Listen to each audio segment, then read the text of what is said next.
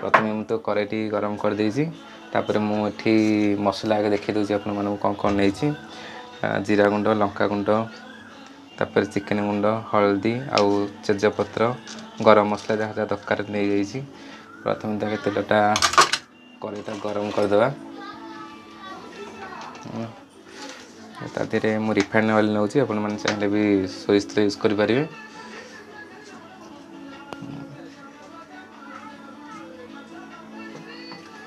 100 ରୁ 150 ग्राम भितर तेल नहीं गोटे केजी चिकेन रे तेल को गरम करने छाड़दे मु चिकेन टू आगु मैरिनेट कर नहीं आपने चाहिए भी करेंगे से गरम मसला चिकेन गुंड हल्दी गुंड दही आउ तादे अदा रसुण पेस्ट भी नहीं आप मैरिनेट करेंगे घंटे रू 2 घंटा भितर रखिपारे भल लगे चिकेन टी मारे तेलटी गरम हो जाए पियाज ता दिए छाड़दे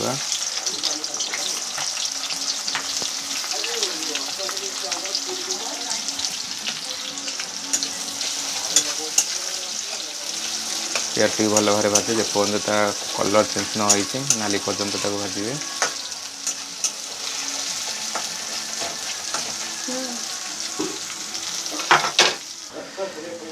पियाज टी तेल भल भाव भाजे अधा मझे कौन करेंगे से जो तेजपत्र थी गोटे तेजपत्र पकड़े बाकी जो गरम मसला जहाँ गरम मसला दरकार ताते छाड़दे गरम मसला को छाड़दे कि मिक्स करदे भले जमती कि नाली पड़ा अच्छी पियाज नाली पड़ा अच्छी कि गरम मसला भी रेडी हो बास्ना भी बाहर जाव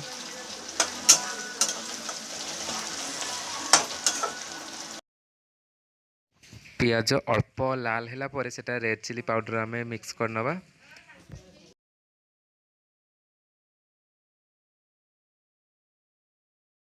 लंका छाड़े कौन हम ना तकाटा अधिक रेड हो जी लंका खाइबे से अनुसार लंका ने राग अनुसार मोर छाड़ी देखो पियाज छाड़ी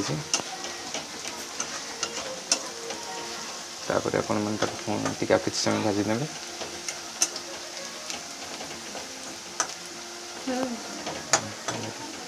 भल भाव मिक्स करने तार 1 ରୁ 2 मिनट तक छाड़दे तापर आपण मैंने कौन करेंगे ना अदा रसुण जो पेस्ट रखिथे छाड़ी अदा रसुण पेस्ट छाड़दे अदा रसुण पेस्ट को भल भाव मिक्स करने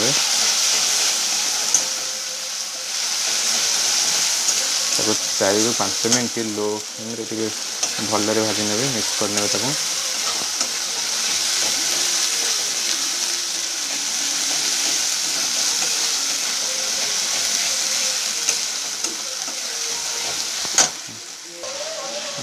ये 5 मिनट हो गलानी आमर देखिपे आपण मैंने अदा रसुण पेस्ट और पियाज मिक्सटा कलर भी हो गलानी आमर कौन कर मैरिनेट करके रखी चिकेन को तादे छाड़ने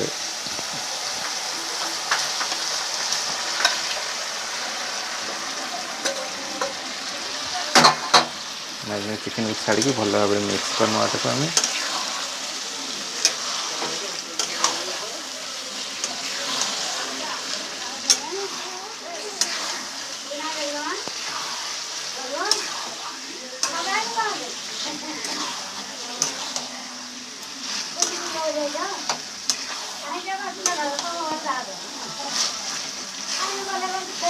भल मिक्स करके 5 मिनट हम छाड़दे मैंने जो चिकेन को मसला पकेबे अदा रसुण पेस्ट जो मिक्सर पकेबे गोटे कंचा लंका भी 2-3टा ऐड करदे आउ टेस्टी लगे मुझे ऐड कर 3 लंका देखिपे आप भल भाव मिक्स करदे मोर भी 5 मिनट हो गला मुझे कौन करी आदि सब कौन मसला जो रखी मसला को ऐड करी देखिपे आप मु हल्दी नहीं मैग्नेट बेले अधिक हल्दी पकई 1 टेबल स्पून से पकईनी ए मु हाफ चामच हल्दी पकई नौ तादे चिकेन मसला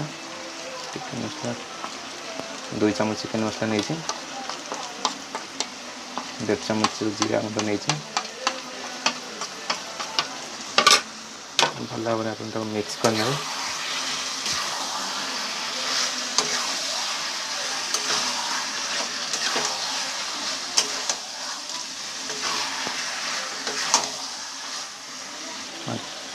ଆପଣ ହାଲକେ ଟିକେ ପାଣି ଦେବେ କମ୍ କି, ବାସ୍ ବାସ୍ ସେତିକି। ଯେମିତି ମସଲାଟା ଭଲ ଭାବରେ ତା ଦେହରେ ଲାଗିବା ଦରକାର,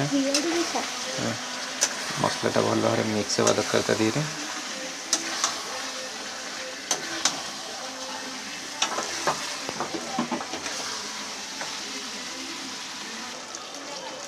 ଦେଖିପାରୁଥିବେ ଆପଣମାନେ ବହୁତ ସୁନ୍ଦର ଦେଖାଯାଉଛି।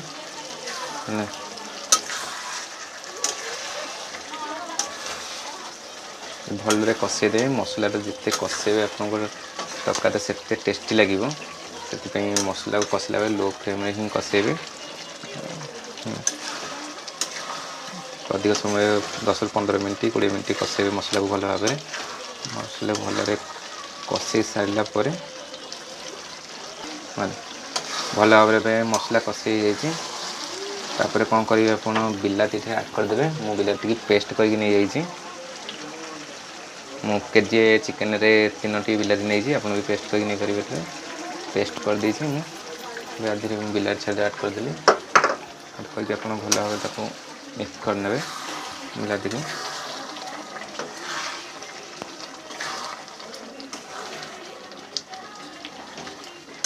ତାକୁ ଆଉ କିଛି ସମୟ ଛାଡ଼ିଦେବେ। ହେଲେ ଆପଣ ସ୍ୱାଦ ଅନୁସାରେ ଲୁଣ ପକାଇବେ। ତାପରେ କଷିଲା ବେଳେ ମୁଁ କମ୍ ଲୁଣ ନେଇଛି, କାହିଁକିନା ମ୍ୟାରିନେଟ୍ କଲାବେଳେ ଲୁଣ ବି ନେଇଥିଲି, ସେଥିପାଇଁ କମ୍ ଲୁଣ ୟୁଜ୍ କରିଛି। ଚିକେନ୍ ଭଲ ଭାବରେ କଷା ହେଇଯାଇଛି, ସମ୍ପୂର୍ଣ୍ଣ ବିଲାତି ଟିକେ ଭଲରେ ମିକ୍ସ ହେଇଯାଇଛି। ତା ସେଥିରେ ଆମେ ଆଳୁ ଛାଡ଼ିଦେବା। ଆଳୁ ଛାଡ଼ିଦେବା, କାହିଁକିନା ମସଲାରେ ଆଳୁ ଛାଡ଼ିଲେ ଟିକେ ଅଧିକ ଟିକେ ଟେଷ୍ଟି ଲାଗିବ। ଚିକେନ୍ ବି ତା ଦେହରେ ପାଣି ଛାଡ଼ି ନେଇଛି ନା, ତା ଭିତରେ ଆମେ ଆଳୁ ବି ଛାଡ଼ିଦେଲେ ଭଲ ଭାବରେ ମିକ୍ସ କରିଦେବେ।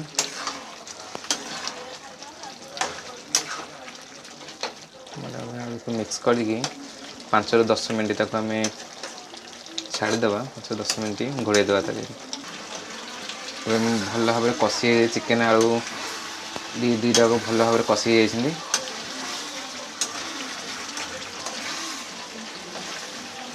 ତାର ଦେଖିପାରୁଥିବେ ଆପଣମାନେ ଭଲ ଭାବରେ କଷି ହେଇଯାଇଛି ଚିକେନ୍ ଆଳୁ।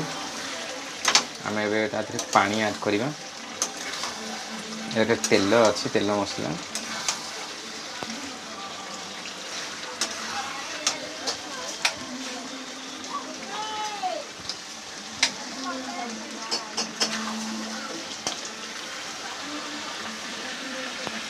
ଆପଣ ଝୋଳ ଅନୁସାରେ ପାଣି ଦେଇପାରିବେ। ମୁଁ ଝୋଳ ଟିକେ ରଖିବି, ଆଉ ଆଳୁ ବି ସିଝିବ, ସେଥିପାଇଁ ଆପଣ ଦେଖିକି ପାଣି ଦେବେ। ଝୋଳ କେତେ ଆପଣ କରିବାକୁ ଚାହୁଁଛନ୍ତି, ଏବଂ ଆଳୁ ବି ସିଝିବ, ଝୋଳ ବି ହେବ। ସେଥିପାଇଁ ଆପଣ ଦେଖିପାରୁଥିବେ ବହୁତ ସୁନ୍ଦର ଦେଖାଯାଉଛି। ଦେଖିପାରୁଥିବେ ବହୁତ ସୁନ୍ଦର ଭାବରେ ହେଇଛି। ଦେଖିପାରୁଥିବା ଆପଣମାନେ ଏବିକା ରେଡ଼ି ହେଇଯାଇଛି ଆମର ଦେଶୀ ଚିକେନ୍ କରି। ବହୁତ ସୁନ୍ଦର ବି ହେଇଛି, ଦେଖିପାରୁଥିବେ ଆପଣମାନେ। ଯଦି ଆପଣମାନେ ବନେଇ ଘରେ ତିଆରି କରି ଖାଆନ୍ତୁ ଲକଡାଉନରେ ଘରେ ବସିକି। ଯଦି ଭଲ ଲାଗିଛି ଲାଇକ୍ କରନ୍ତୁ, ସେୟାର କରନ୍ତୁ, ଆଉ ସବସ୍କ୍ରାଇବ୍ କରିବାକୁ ଜମା ବି ଭୁଲନ୍ତୁ ନାହିଁ।